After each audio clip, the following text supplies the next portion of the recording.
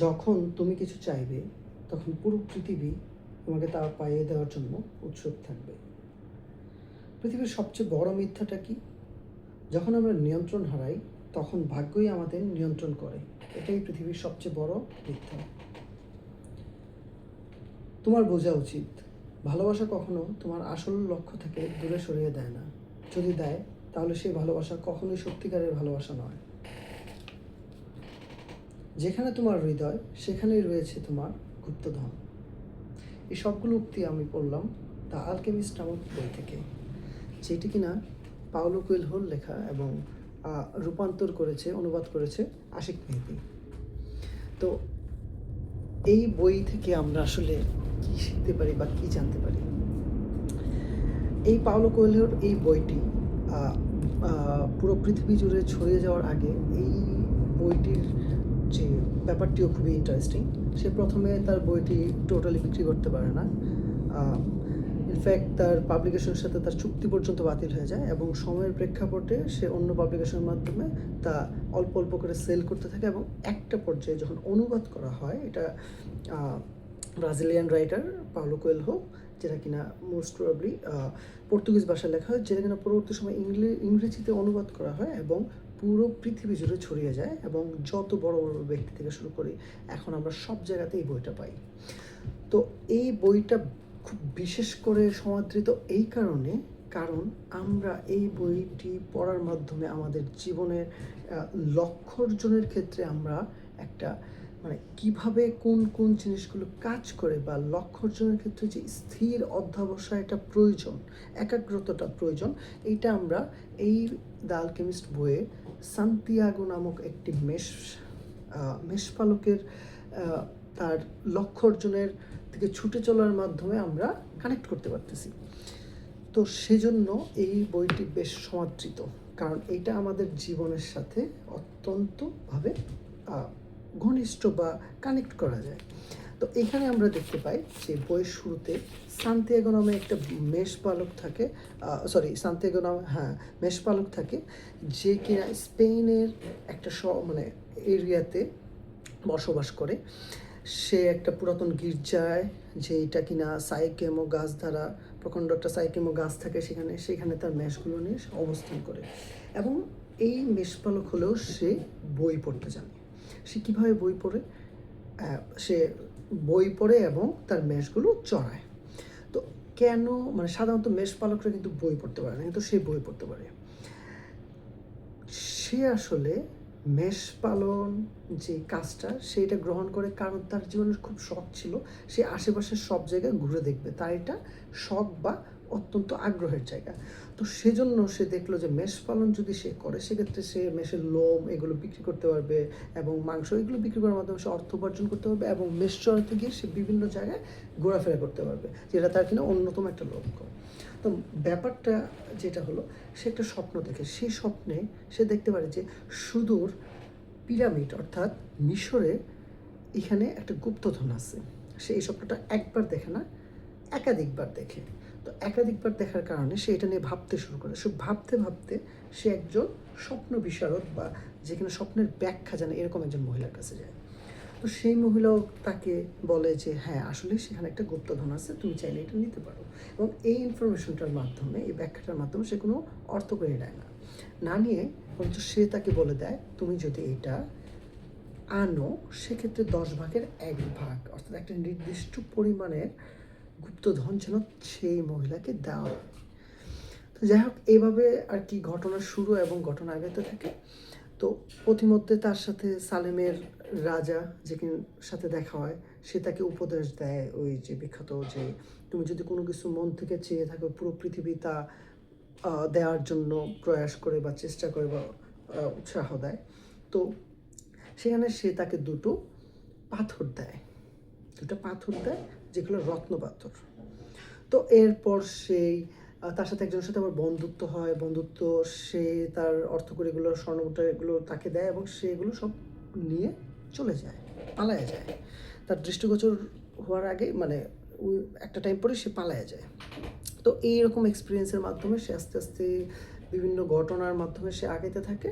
তো আগাতে আগাতে সে একসময় আরবন চলে আসে এবং একজন ব্যবসায়ীর সাথে দেখা, তখন তার কাছে কিচ্ছু ছিল না, কিন্তু তার যাইতে হবে কই, সেই মিশরে পিরামিডের এখানে তার লক্ষ্য অর্জনের জন্য। তো তখন সে কি করে, তখন সে ওই ব্যবসায়ী এখানে কাজ করে। তো আরব ব্যবসায়ীর এখানে একটা মজার ব্যাপার থাকে, আরব ব্যবসায়ী মনে করে তাকে শুভ শুভ লক্ষণ হিসেবে তাকে গ্রহণ করে, কারণ তারপর তার ব্যবসা অনেক বৃদ্ধি পায়, অনেক বাড়তে থাকে এবং ব্যবসার মধ্যে নতুনত্ব সে নিয়ে আসে। সান্তিয়াগো ব্যবসার মধ্যে নতুনত্ব নিয়ে আসে, যেমন সে পাহাড়ের উপরে সে চা পানীয়র বিক্রি ব্যবস্থা করে। হ্যাঁ, কারণ কি পাহাড়ের ওই জায়গাতে সবাই ক্লান্ত হয়ে যায়। হ্যাঁ, এবং পাহাড়ের এখানে যেহেতু তার দোকানটা আছে, সে চাইলে এগুলো বিক্রি করতে পারে, অন্য কারোর থেকে সে তার এখানে অ্যাডভান্টেজ আছে। তো ওই যে ব্যবসায়ী, তার সে একজন মুসলমান ব্যবসায়ী, তার একসময় ইচ্ছা ছিল সে মক্কা নগরীতে যাবে, হজ করবে। তখন তার ব্যবসা ছোট ছিল, কিন্তু সময়ের প্রেক্ষাপটে তার ব্যবসা বড় হয়, সব কিছু হয়, কিন্তু তার আর ওইখানে যাওয়া হয় না। তার চিন্তাধারণাটা এরকম যে আমি যদি চলে যাই সেক্ষেত্রে আমি তো লক্ষ্য অর্জন করেই ফেললাম, তখন আর কি থাকবে বেঁচে থাকার জন্য। তো ব্যাপারটা বেশ ইন্টারেস্টিং। যেমন আমাদের অনেকে বলে যে আরে আমি যদি এটা করতে পারতাম, আর এটা অপশন থাকলে আমি করতাম, এই সুযোগটা নাই আমার জন্য। পরবর্তীতে যখন সুযোগ আসে তখন কিন্তু এই কাজটা সাধারণত কেউ করে না। আমাদের আশেপাশে আমরা নিজেদের মধ্যে অনেককে এরকম দেখতে পাই। আচ্ছা, তো সে সেখানে, অর্থাৎ সান্তিয়াগো সেখানে কাজ করতে করতে করতে এক সময় তার অর্থকরী হয় এবং সে সেই জায়গা থেকে প্রস্থান করে এবং সে তার লক্ষ্যের দিকে এগিয়ে যায়। ইন্টারেস্টিংলি এখানে সে উট দিয়ে যখন যায়, সেখানে উট চালক যে থাকে তার সাথে একটা ছোট্ট একটা ঘটনা ঘটে। সেরকম যখন মরুভূমিতে যেতে থাকে তখন দেখতে পাই আমরা কি, যে তারার মাধ্যমে মানে নির্দেশনা পায় এবং ওই ডিরেকশনে আর কি তারা এগিয়ে যায়। তো এক সময় অনেক তারা টারা দেখে সে বলতেছিল আজকে আকাশে অনেক তারা, এই সেই। তো ওই টাইমে ওই লোক বলে যে ওই যে লাইটিংটা বা তারার মতো মনে হচ্ছে, ওইটা অ্যাকচুয়ালি হচ্ছে আমরা ঠিক যেখানে আমাদের গন্তব্যস্থল, যে জায়গাটায় যেতে যাচ্ছি ওই জায়গাটা, ওই জায়গার লাইট।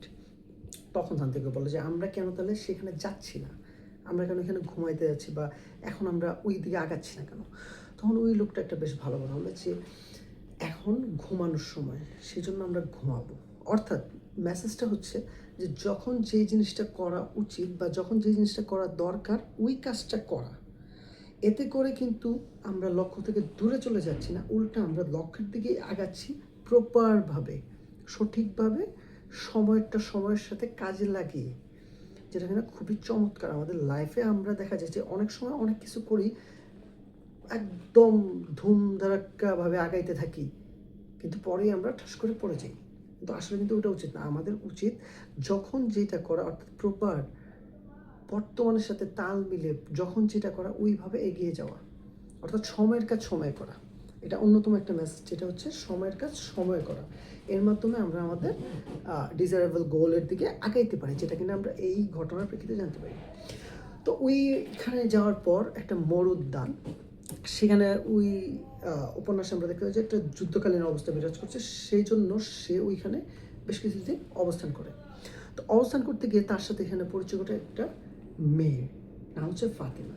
তো ফাতিমার সাথে তার হৃদয়ের আদান প্রদান ঘটে, অর্থাৎ একজন আরেকজনকে তারা পছন্দ করে ফেলে এবং তা একজন আরেকজনকে বলে। ইনফ্যাক্ট সে এতটাই, অর্থাৎ সান্তিয়াগো এতটাই পছন্দ করে ফেলে ফাতিমাকে, যে সে ওই জায়গা ছেড়ে আর তার যে লক্ষ্য পিরামিডের দিকে এগিয়ে যাওয়া, সে ওইখানে আর যেতে যাচ্ছে না, সে এখানে অ্যাকচুয়ালি থেকে যেতে যাচ্ছে ফাতিমার সাথে। ঠিক তখন একটা খুব দুর্দান্ত ব্যাপার ঘটে, যে ফাতিমা তখন বলে যে প্রয়োজনে আমি অপেক্ষা করব, কিন্তু তুমি তোমার লক্ষ্যের দিকে এগিয়ে যাও। অর্থাৎ এখানে যে নারী, একজন নারী কিভাবে একজন পুরুষকে তার প্রেরণা দেয় বা এগিয়ে চলতে সাহায্য করে, কিভাবে ঢাল হিসাবে কাজ করে, একজন ব্যক্তিত্ব সম্পন্ন, একজন চমৎকার দূরদৃষ্টি সম্পন্ন একজন নারীর কে আমরা এখানে দেখতে পাই। তারপর সান্তিয়াগো তার প্রেমিকা বা ভালোবাসার মানুষকে সেখানে রেখে সে এগিয়ে যেতে থাকে। তো ঘটনা এই যে এগিয়ে যেতে, এই যে আমরা বইটা যা অ্যালকেমিস্ট, তো এতক্ষণের মধ্যে কিন্তু আমরা অ্যালকেমিস্টের পাইনি। তো তখন যে তার সাথে দেখা হয় একজন অ্যালকেমিস্টের, যেখানে স্বর্ণে রূপান্তর করতে পারে ধাতুকে। আচ্ছা, তো এইখানে সে চলতে চলতে চলতে এক সময় দেখা যায় যে ঘটনার প্রেক্ষিতে তার স্বর্ণমুদ্রা বা সব কিছু ওই যুদ্ধের মধ্যে মানে কোনো একটা ঘটনায় তার দিয়ে দিতে হয় কোনো একটা গ্রুপকে।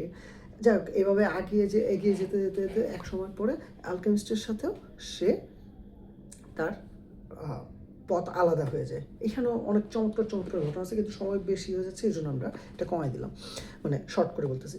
তো প্রথমধ্যে তারা বিভক্ত হয়ে যায় এবং অ্যালকেমিস্ট তার লক্ষ্যের দিকে এগিয়ে যায় এবং সান্তিয়াগো সেই তার স্বপ্নের পিরামিডের এখানে যে পৌঁছায়। তো মজার ব্যাপার হচ্ছে সে এই পিরামিডের এখানে আসতে গিয়ে সে অনেক অভিজ্ঞতা, অনেক জায়গা, অনেক ধরনের মানুষ, অনেক কিছু দেখতে পারে।